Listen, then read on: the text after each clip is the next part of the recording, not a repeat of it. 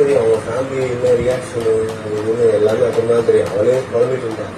என்னடா என்ன பண்ணிக்கிறோம் தெரியல. என் ஃபேமிலி அதெல்லாம் பார்த்தா லைஃப்ல எவ்வளவு பேருடா பேசிக்கா ரெஜிஸ்டர் மேரேஜ் பண்ணி வச்சிருவாங்க. சாட்சிக்கு வருவேன். அட்வொகேட் தவிர இப்போ இதை பத்தி நம்ம கவலையே படக்கூடாது. இந்த ரிலேஷன் பத்தியோ இந்த காஸ்ட் பத்தியோ அதெல்லாம் வந்து பல காலங்களும் போய் நாசமா போச்சு. இப்போ என்ன திறமை, பணம் சம்பாதிக்கணும், சந்தோஷமா இருக்கணும், என்ன சொல்றீங்க, குவாலிட்டியா வாழணும், நம்ம பொண்ணுங்களை நல்லா படிக்க வைக்கணும், அவங்களுக்கு நல்ல ஜென்ரல் நாலேஜ் நல்ல அறிவை கற்றுக் கொடுக்கணும். இதுதான் நம்ம வாழ்க்கையோட நோக்கமா இருக்கு இப்ப இருக்கு.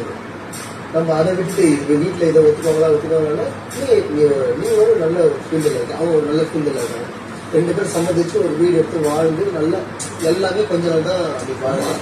காஸ்ட் மதத்தையும் மிக்ஸ் பண்ணி கல்யாணம் பண்ணும் போது பிறக்கிற குழந்தை ரொம்ப ஷார்ப்பா இருக்கு. உனக்கு தெரியுமா, அந்த ஃபேமிலிக்குள்ளேயே பண்ணுவாங்க. அந்த மாதிரி இருக்கும்போது நிறைய குழந்தைங்க வந்து ஒரு ஏதோ ஒரு டிஃபிஷியன்சியோட பிறக்கிறதுக்கு வாய்ப்பு இருக்கு. அது நல்லது.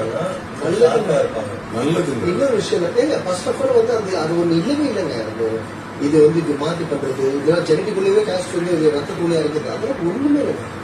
ஒரு மனுஷன் இருக்குங்க, அது ரத்தத்திலயும் இருக்கு. அந்த ரத்தத்து ஏன்னா அவங்க நிறைய குழந்தைகள் ரொம்ப இப்போ யாராவது கல்யாணம் பண்ணிக்கிறாங்க, ரொம்ப க்ளோஸ் ரிலேஷன்ஷிப்பா கல்யாணம் பண்ணிக்கிறாங்கன்னா பிறக்கிற குழந்தைக்கு ஏதோ ஒரு சின்ன ப்ராப்ளம் பிறக்கிறதுக்கு சான்சஸ் அதிகம்.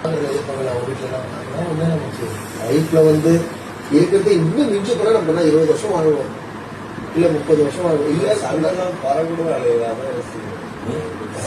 உங்களுக்கு வந்து தண்டனை வந்து நான் கோர்ட்லயே சொல்ல நினைச்சேன். இவங்களுக்குலாம் தண்டனை கொடுக்க தேவையில்ல. பாரு கூட வாழ்றது இவங்களுக்கு தண்டனை, இவங்க கூட வாழ்றது பாரு தண்டனை. நான் என்ன நினைச்சேன், நீங்க ஒரு பாயிண்ட் சொன்னாங்க. அந்த